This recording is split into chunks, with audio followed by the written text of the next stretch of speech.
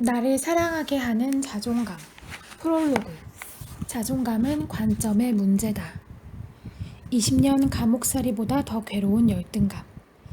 영화와 책으로 소개된 더 리더를 보면 열등감의 위력을 실감할 수 있다. 더 리더의 주인공 한나는 30대의 여성이다. 그녀는 친척도 없이 외롭게 사는 버스표 검표원이다. 성격은 어린아이같이 단순하다. 학교도 다니지 못해서 글을 읽지도 못한다. 문맹은 그녀의 열등감이었다. 남에게 알리기 싫은 진실 중 하나였다. 어느 날 마이클이라는 15세 소년을 만났다. 둘은 사랑에 빠졌다. 만날 때마다 한나는 마이클에게 책을 읽어달라고 부탁했다. 그때까지 마이클은 한나가 문맹이라는 사실을 몰랐다. 30대 여성이 10대 소년과 사랑 노름이라니.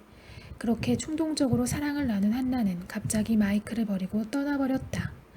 그리고 8년 후 마이클은 법대생이 되었다. 마이클은 나치 전범들을 재판하는 법정에서 피고석에 앉아있는 한나를 보게 되었다. 알고 보니 한나는 유태인들을 학살했던 수용소의 간수였다. 5명의 다른 간수들도 재판을 받고 있었다. 다른 간수들은 자신들의 죄를 숨기려 했지만 한나는 사실대로 말했다. 재판 과정에서 하나의 문건이 발견됐다. 그것은 당시 수용소의 간수들이 했던 행동을 자세히 기록한 보고서였다. 궁지에 몰린 여자 간수들은 보고서를 전부 한나가 쓴 것이라고 거짓 증언을 했다. 그러나 그것은 사실이 아니었다. 한나는 문맹이기 때문이다. 문맹자가 어떻게 보고서를 쓴단 말인가? 한나는 법정에서 자신이 문맹이라는 사실을 밝히면 누명에서 벗어날 수 있었다. 판사는 문맹 여부를 밝히기 위해 한나에게 사인을 해보라고 명령했다. 그런데 한나는 마치 그를 아는 사람처럼 사인을 했다. 문맹이라는 사실을 도저히 밝힐 수 없었던 것이다. 한나는 결국 모든 죄를 뒤집어쓰고 20년형을 선고받았다. 한나는 20년형을 사는 것과 문맹이라는 사실을 밝히는 것 사이에서 갈등을 했을 것이다.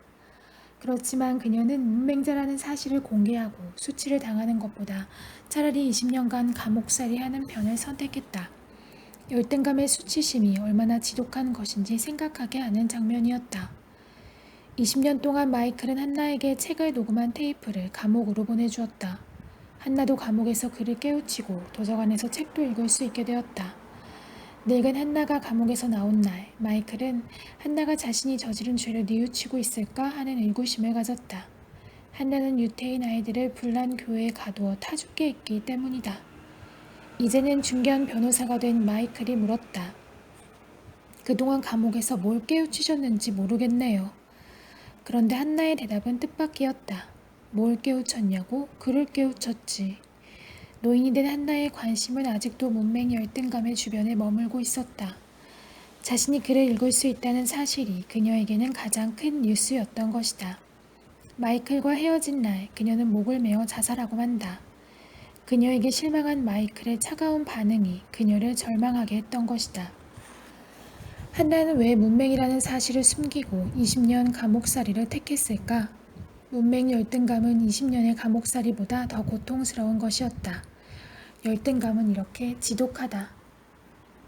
당신은 어떤 관점으로 당신을 보는가? 열등감은 자신에 대한 스스로의 평가에서 나온다. 나는 못난이야. 나는 무능해. 그래서 사람들이 자기를 무시할 것이라고 생각하는 것이 열등감이다. 눈이 작아서, 학벌이 형편없어서, IQ가 낮아서. 이렇게 보면 열등감이 그럴듯한 이유를 갖고 있는 것 같아 보이지만 사실은 그렇지 않다. 열등감은 매우 주관적이며 심지어 독선적이다. 그리고 이런 독선적인 열등감은 인생을 수치심과 패배감으로 채우고 무기력하게 만들어버린다. 심지어 정신질환을 일으키기도 한다. 열등감은 객관적 조건의 문제가 아니다.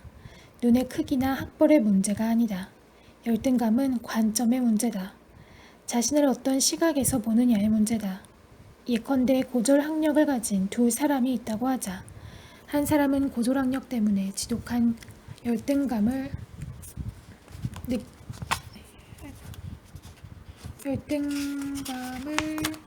느끼고 있다. 누가 자기 학력을 알까봐 모임에도 나갈 수 없다. 그러나 다른 사람은 같은 고졸인데도 자신의 학력을 부끄럽게 생각하지 않는다. 떳떳하고 당당하다. 이 두 사람의 차이는 학력 자체라기보다 학력을 보는 관점의 차이다. 다윗과 골리앗의 싸움은 유명하다. 이 싸움에서도 관점의 차이를 볼 수 있다.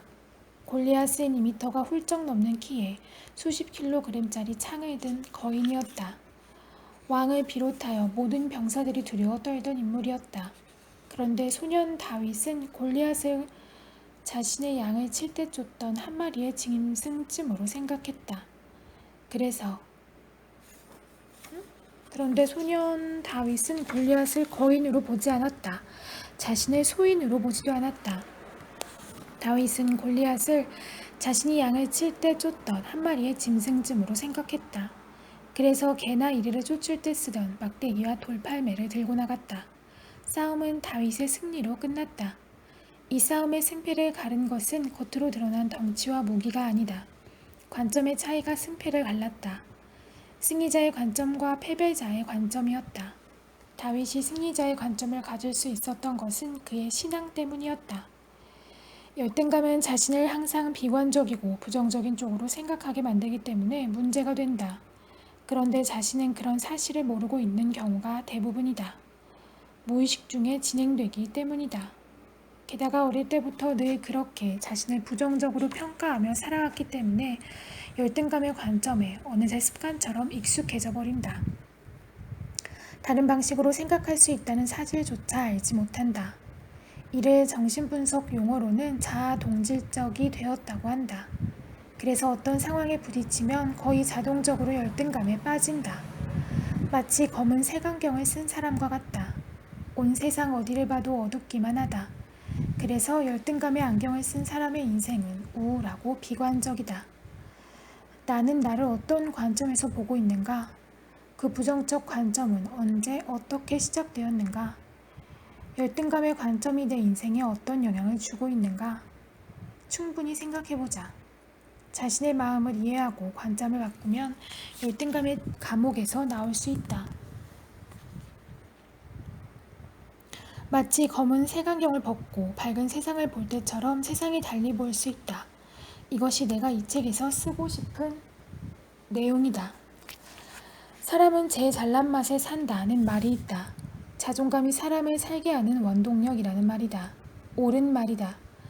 많이 가진 사람은 많이 가진 대로 자존심이 있고 적게 가진 사람은 적게 가진 대로 자존감이 있다. 그리고 이 자존감은 사람을 당당하고 건강하게 만든다. 나는 정신과 의사로 살면서 많은 정신질환자를 치료했다. 정신분열증, 기분장애, 우울증, 불안신경증, 인격장애 등등 내 연구실에는 수백 권의 책이 있는데 대부분의 책은 마음에 대한 것이다. 또한 정신분석가로서 매일 인간의 내면 세계와 만나면서 한 가지 사실을 발견했다. 자존감이 무너지면 마음이 병든다는 것이다. 반대로 자존감이 회복되면 마음이 건강해진다. 따라서 나의 치료 기법의 비밀도 분명하다. 바로 자존감의 회복이다. 자존감이 높은 사람은 어떤 특징이 있을까? 자존감이 높은 사람들은 자기 신체에 대한 만족도가 높다. 반대로 자존감이 낮은 사람들은 자기의 눈, 코, 체중을 마음에 들어하지 않는다. 부끄럽게 생각한다.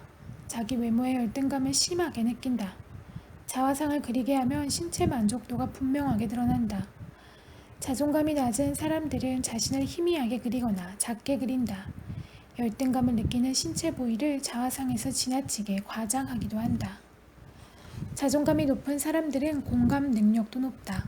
남의 감정을 파악하는 능력을 EQ라 하는데 자존감이 높은 사람들은 EQ도 높다. 반면에 자존감이 낮은 사람들은 EQ가 낮다. 저 사람이 나를 어떻게 볼까에 신경 쓰느라고 상대방의 감정을 읽을 여유가 없기 때문이다. 그리고 상대방의 감정을 자기 식대로 부정적으로 해석해버린다. 나에게 화가 난 거야. 나를 싫어하고 있어. 좋은 대인관계를 위해서는 상대방의 감정을 잘 파악할 수 있어야 한다. 즉, 공감 능력이 필요하다.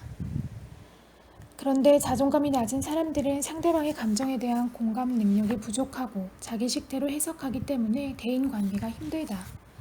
자존감이 높은 사람이 리더가 된다. 리더는 사람을 좋아할 뿐만 아니라 그 사람이 잠재 능력을 발휘하는 것을 돕는다. 갈등을 풀고 생산적인 결과를 도출해낸다. 자존감이 높은 사람은 인정이 많고 자신감이 있으며 미래에 대해서 희망적이기 때문에 따르는 사람도 많다. 아이들을 게임에서 이길 것 같다는 그룹과 질 것 같다는 그룹으로 나누고 게임을 진행했다. 결과는 게임에서 이길 것이라고 믿었던 아이들이 모두 이긴 것으로 나타났다. 자신감이 이렇게 승패에도 영향을 준다. 자존감이 높은 사람은 성공에 대한 확신이 있다. 사람들은 안심하고 그를 따르며 성공 경험도 많이 한다. 그래서 그는 리더가 된다. 독자들은 이 책에서 많은 분들을 만날 것이다. 그분들에게 나는 자존감에 대해서 많이 배웠다. 귀하고 고마운 분들이었다. 그분들의 이야기는 실화지만 신상 정보는 그분들을 보호하기 위해서 철저하게 바꿨다는 것을 말씀드린다. 우울증으로 골방에서 숨어 살던 한 젊은 의사는 고맙게도 내가 쓴 책을 읽고 골방에서 나와 다시 의사 생활을 시작하기도 했다. 세상에는 열등감의 감옥에 갇혀서 억울한 세월을 보내고 있는 분들이 많다. 자신이 벌레처럼 작고 초라해 보여서 부끄럽다고 한다. 남모르게 상처받고 눈물 흘리며 산다. 언제까지 이렇게 살아야만 하나. 억울해. 나도 한번 당당하게 살고 싶다. 이렇게 열등감에 시달리고 있는 분들을 돕기 위해서 이 책을 쓰게 되었다. 일부에서는 가난하고 불행한 가정에서 자란 쥐의 이야기를 통해 열등감이 자신과 주변 사람들에게 얼마나 파괴적인 영향을 미치는지 소개했다. 2부와 3부에서는 사람들이 열등감을 느끼는 조건들에 대해서 생각해 볼 것이다. 그 조건들은 크게 두 가지 범주로 나누어 볼 수 있다.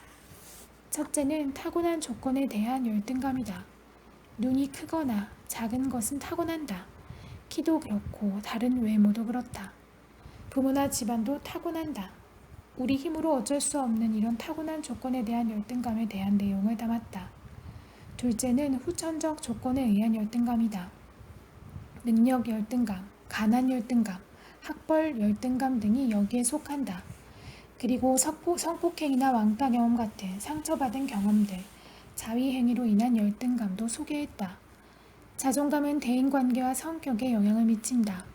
4부에서는 낮은 자존감을 가진 사람들이 겪을 수 있는 다양한 정신질환과 성격에 따른 자존감 추구 방법을 다루었고 5부에서는 자존감을 높이는 방법을 설명했다.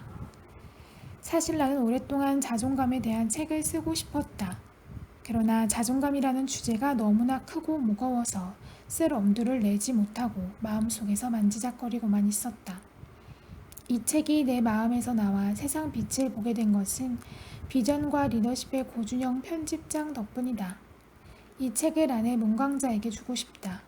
내가 환자 진료에 몰두할 수 있도록 한결같이 내조해준 아내가 고맙다.